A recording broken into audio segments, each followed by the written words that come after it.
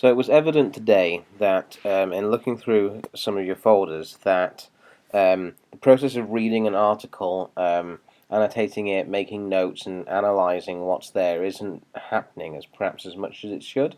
So what I thought I would do is a bit of a screencast to demonstrate how I would approach reading through an article that you find related to the magazine industry. What I've done is I've copy and pasted the text from an article that I found earlier today. It's the one that I was sharing with you in lesson from The Economist. Non-news is good news. What I've done just for this process, and this is something that I might write on the article, so I might print the article out and do this by hand, but you could do it this way if you wanted, those of you that like to work on your computer. I've recorded the source, which is The Economist. The article came from their website, but it did say at the bottom of the article that it was originally printed in their print edition. So I'm happy with that, and I know that The Economist is a reasonably reputable source. It is part of the magazine industry itself, so I have to keep that in the back of my mind while I am reading and analysing what's being said here. But it's a well-written text. It's quite a serious text. The quality of language within articles in The Economist is quite high, and it focuses on very serious and important topics. The article was originally published in June of last year, so it is a little bit old, but it still is fairly recent, and so can be used in relation to this topic, looking at the current state of the magazine industry. And I've also noted that I accessed the article today on the 16th of April in 2013. I'm going to start, and I would start right at the beginning and treat this, pretty much as a typical piece of analysis. In that, I'm going to look at the title, the subtitle, and I'm going to analyze and think about what's there. So the main heading for the article was "Non-news is good news."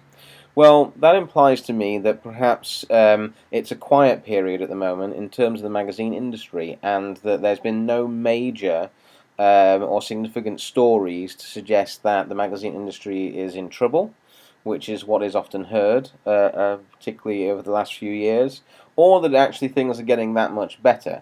Okay, so that's what the implication is for me of that first opening line. However, the next line, which I'm just going to highlight here, and I'm going to try and add a comment to, is kind of interesting because it almost, to some extent, contradicts the tone of that initial heading.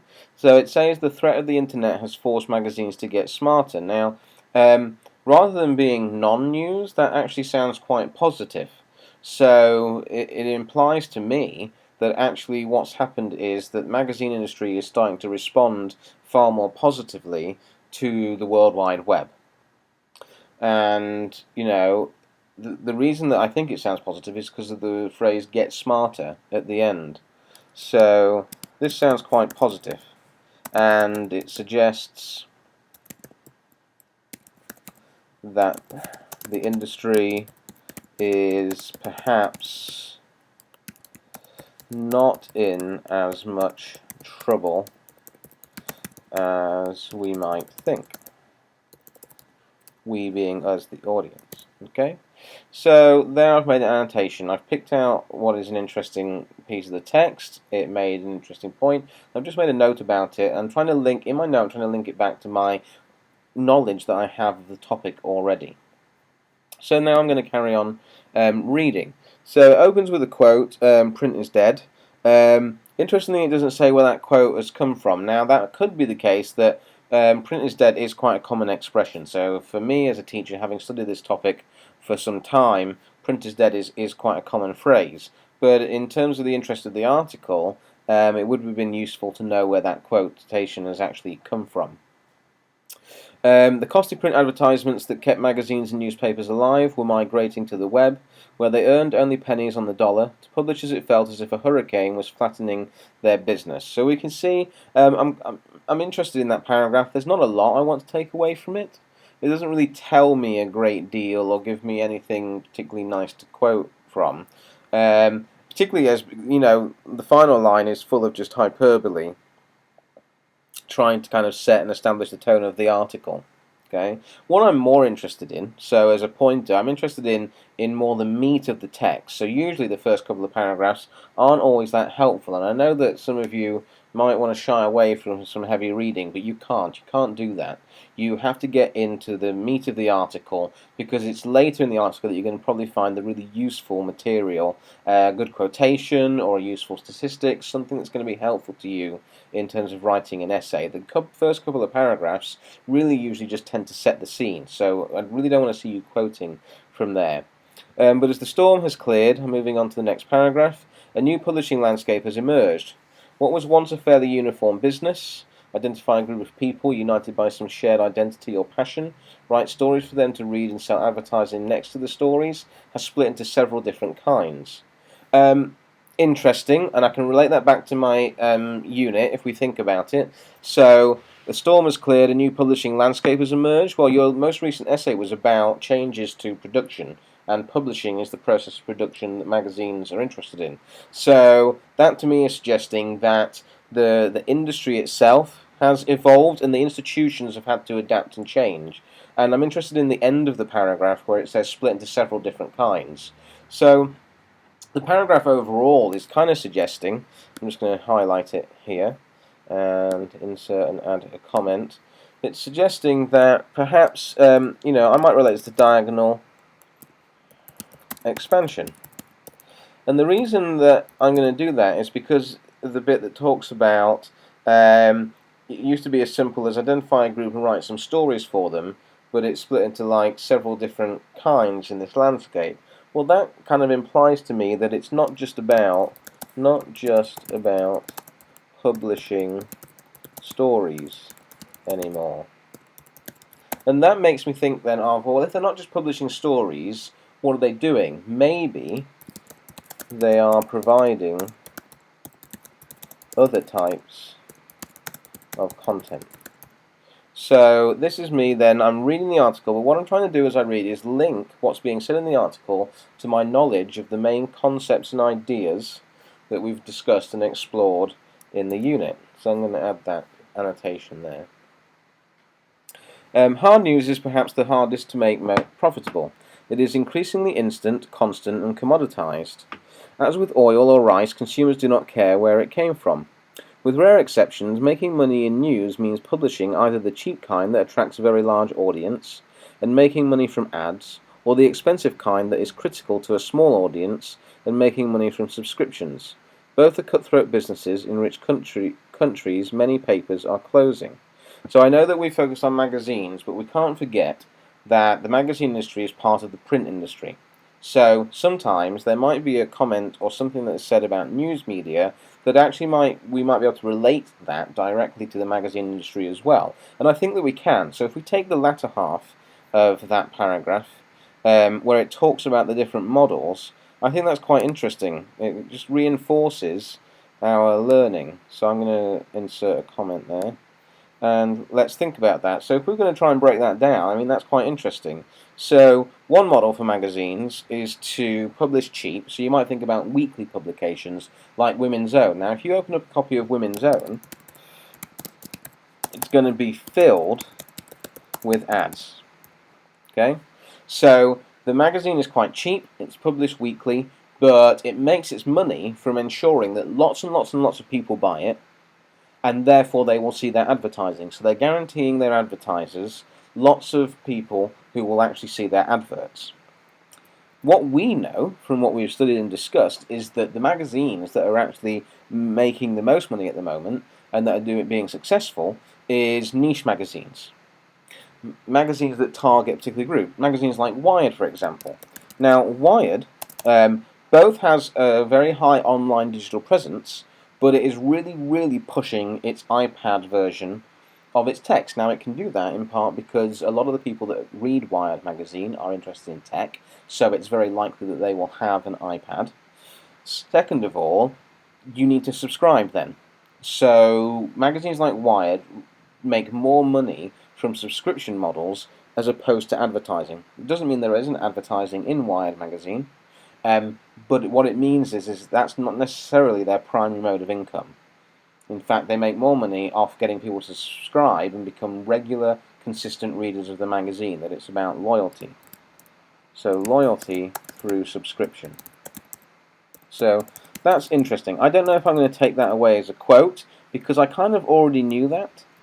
But what you've got there for you as a learner is an article that's been written quite recently that is kind of reaffirming kind of something we already know about the two different ways that magazines work. So some magazines are sold cheap, and they make a lot of their money through advertising. Other magazines tend to be a bit more expensive. They make more of their money by offering like price cuts on their subscription. So Wired magazine is several pounds to buy it each month, and if you subscribe for over the course of a year or a couple of years, it is very likely that you get a small discount off the price of the magazine.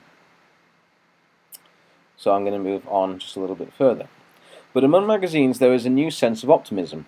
In North America, where the recession bit deepest, more new magazines were launched than closed in 2011 for the second year in a row. So that's interesting, isn't it? Because we've talked very long and hard about the fact that the magazine industry is in trouble. But actually, what this article is saying, and it's pulled its information from the Association of Magazine Media, which is in the US, it's a organization that tracks data on the magazine industry, so it's quite a reliable source, saying that magazines in 2011, actually more new magazines were published.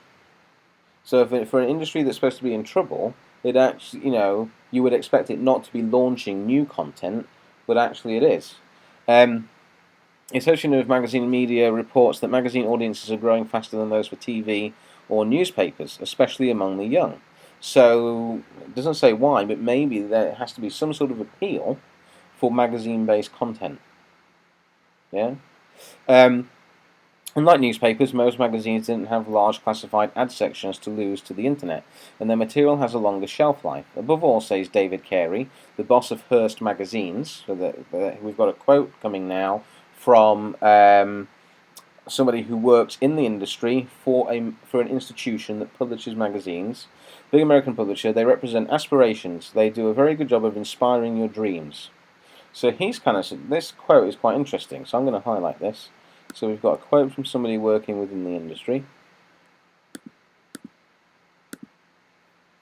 And he's saying that actually part of what helps magazines continue to be successful is that the content within them, the readers kind of look up to, and that they find it meets some of their gratification. So I can link this to the uses and gratifications theory, which is an audience theory.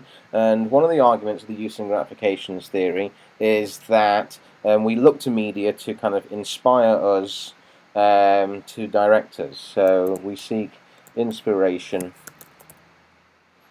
from media. Okay. And then, if we want to get really critical about that, we could say, if we want to be kind of a little bit more if we want to criticize that a little bit more, we might argue that, to some extent, media audiences could also be considered passive. Can't type as I'm doing this. Considered passive, and that they look up to magazines to set the agenda. So we've talked about this, haven't we? We've talked about the idea that perhaps magazines like Vogue, for example, that is a monthly publication, and that it comes out usually like a month in advance, and kind of tells you what's going to be fashionable. So we could argue that Vogue is kind of setting the trend, and that women who buy Vogue, it is mostly women, they look to the models that are in Vogue and the articles there to find out how they're supposed to look next month, what's going to be in fashion. And so, magazines in that sense serve a purpose. People identify closely with the magazines they read, and advertisers therefore love them. Magazines, say Paul Bernhard Callen, the chairman of Hubert Burda Media, a large German publisher, remain essential for brand building. Which is why luxury magazines are doing particularly well, as are those in emerging markets where a fast-growing middle class is coming into those advertisers' sites. In Brazil, for example, the Ebro Group has made Minha Casa, a home improvement magazine, the leader of its kind in 2 years, thanks to a careful focus on new homeowners. So here, this is interesting, we've got to recognise that there is direct links between audiences and institutions. I'm going to add a comment. So what that is saying is that in countries where the middle class is growing, so by that we can say people with disposable income is increasing. This is helping the magazine industry by giving advertisers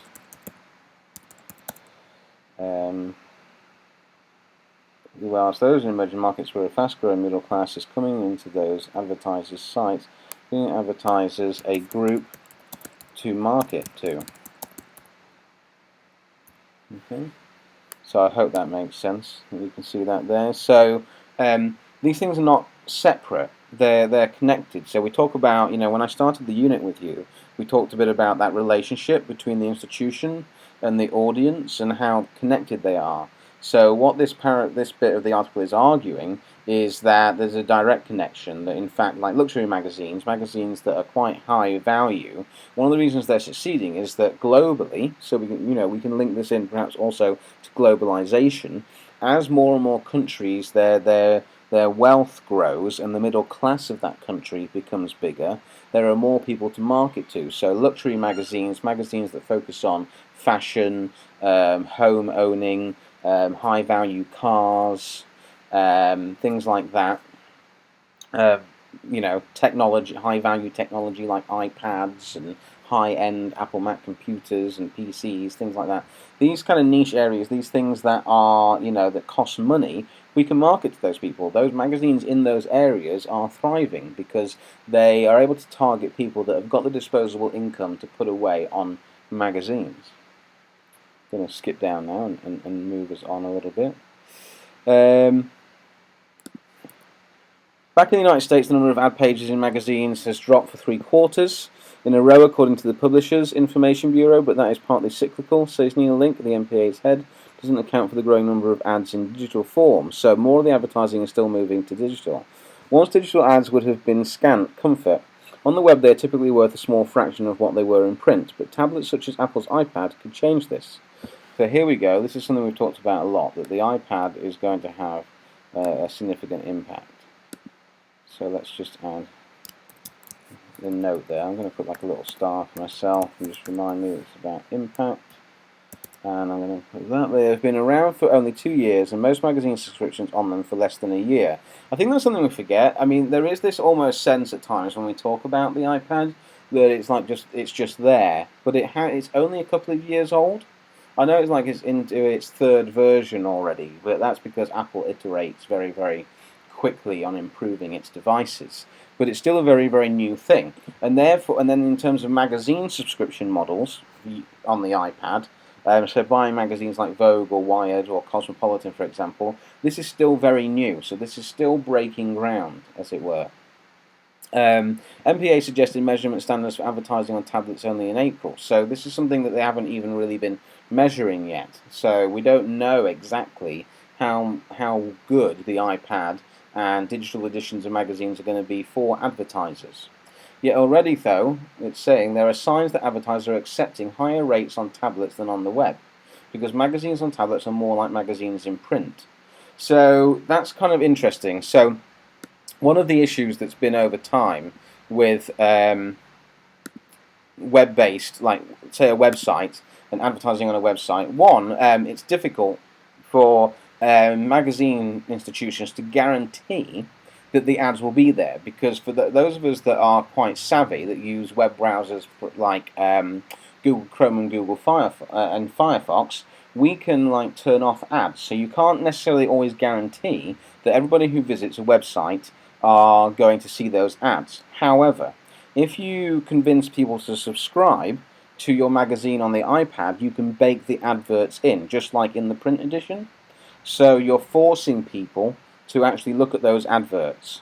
So digital editions will force people, because they are closer to the original print edition, to look at ads. So I really can't spell, and I'm an English teacher.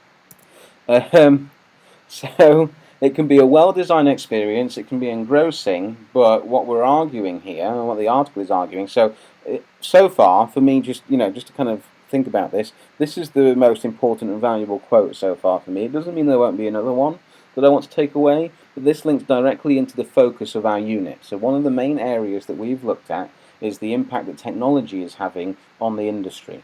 And we've talked a lot about the value of the iPad. And what this article is suggesting is that a digital edition of a magazine presented on a tablet, iPad, or an Android device is more effective, and that actually advertisers are selling their ads for more money. So magazines are making more money from the ads that they're managing to bake into these digital editions of the magazines than they are from their websites. So it seemed like for a while that the web was the answer, that having a fancy website was the solution that magazines were having to look towards to combat falling sales.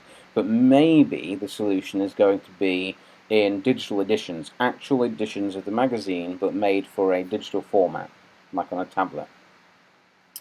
But we know this is still a new area, so the article goes on and says that publishers are still experimenting with formats.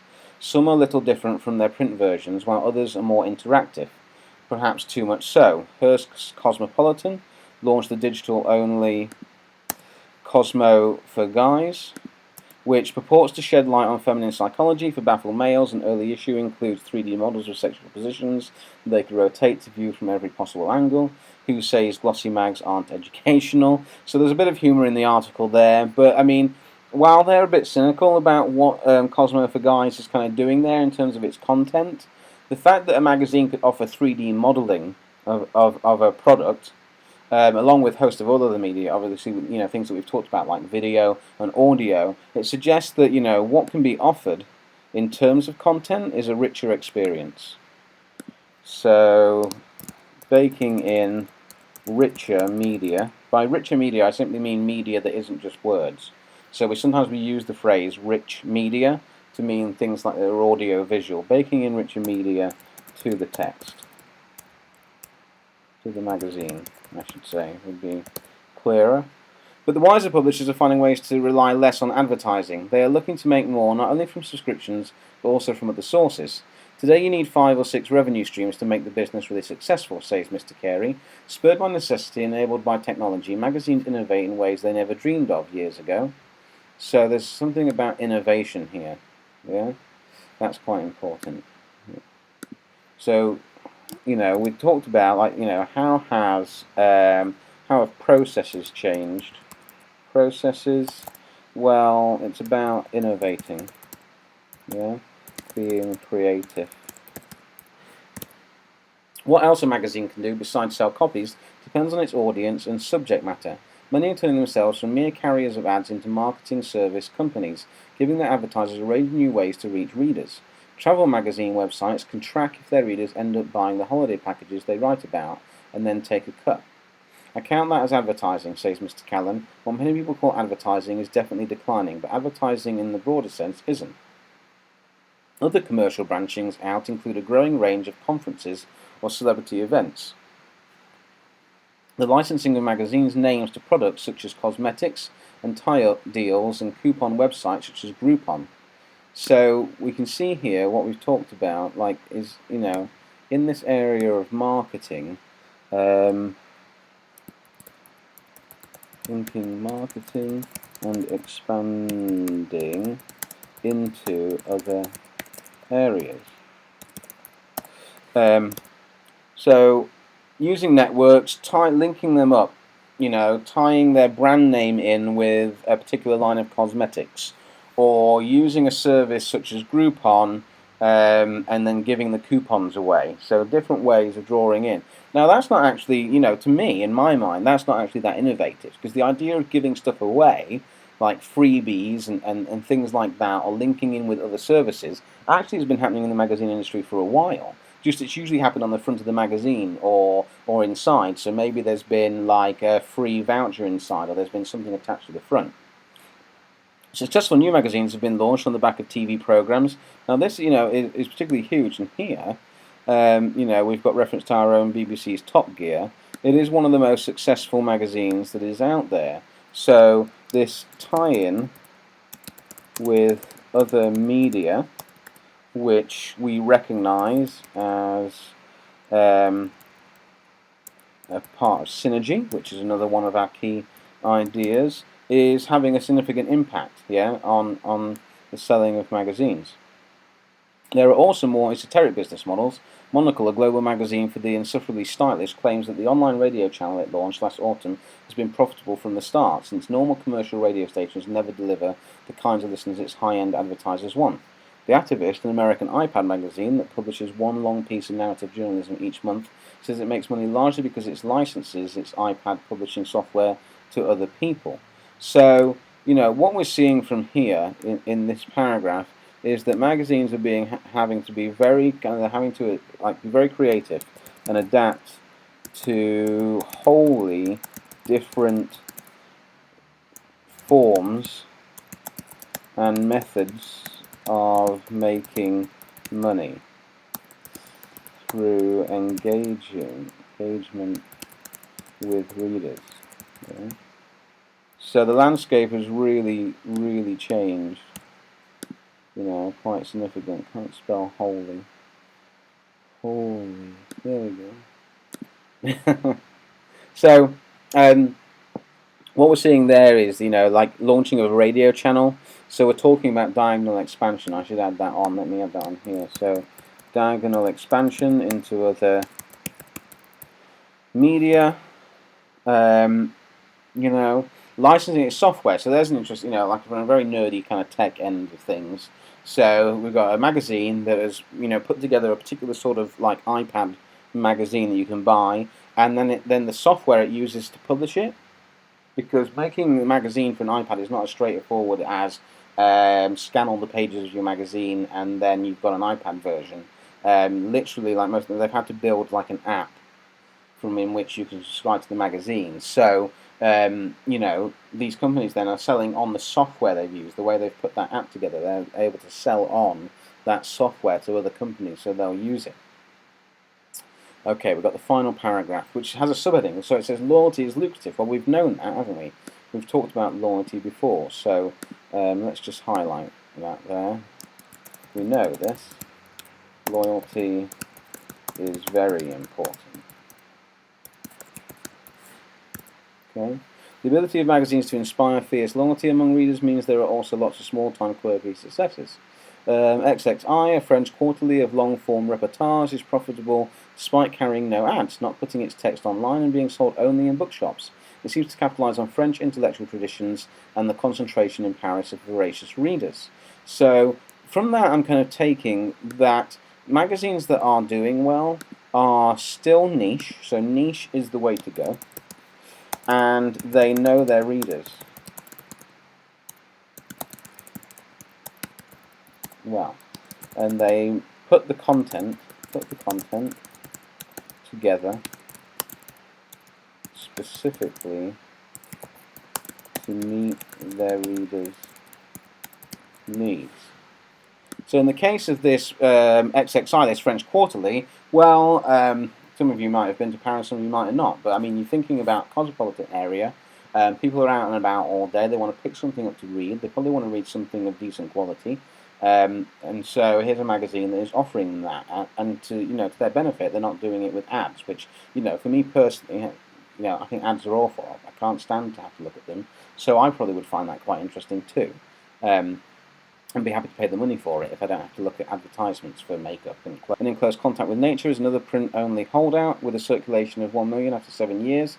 As long as there are coffee tables, people will want things to put them on them. Now that seems glib at the end, but I quite like that quote because that comes back to something else we discussed in class briefly, and something I discussed with last year's A2 group a lot, which was the idea that people still want things in print. that one of the things that people are hanging on to in magazines is the fact that they do like the tactile thing, that you can put it down, it's there, and it's easy to pick up. Easy to put down, easy to pick up. Now, I know you want me to be kind of done with this. We're 30 minutes in. But one thing I want to say there is that, yes, this is a long process. So, you've got to get on and do your reading, and you should be doing this regularly, every single week. And this is part of your revision. So you say, like we talked about today, how do I revise? Well, this. You don't, read over stuff again. We take the notes, the key notes away from here, put them into a document, and we can use them for our revision. But we go and read more material. And it does take time, because this is an active reading process. This is not reading just for pleasure. This is reading with an actual purpose. What I need to do, though, now is I might just take a moment and just summarize the article. So the article, for me, overall, if I look back over my notes, is suggesting that actually things aren't all that bad for the magazine industry, that there are examples and ways that the magazine industry is adapting to what was seen as a big threat, which was the internet. One of the ways that they've done that is that they've expanded into other media, and we've looked at that. They've expanded into digital formats, Wired magazine, and so on, but they've also expanded into wholly different areas.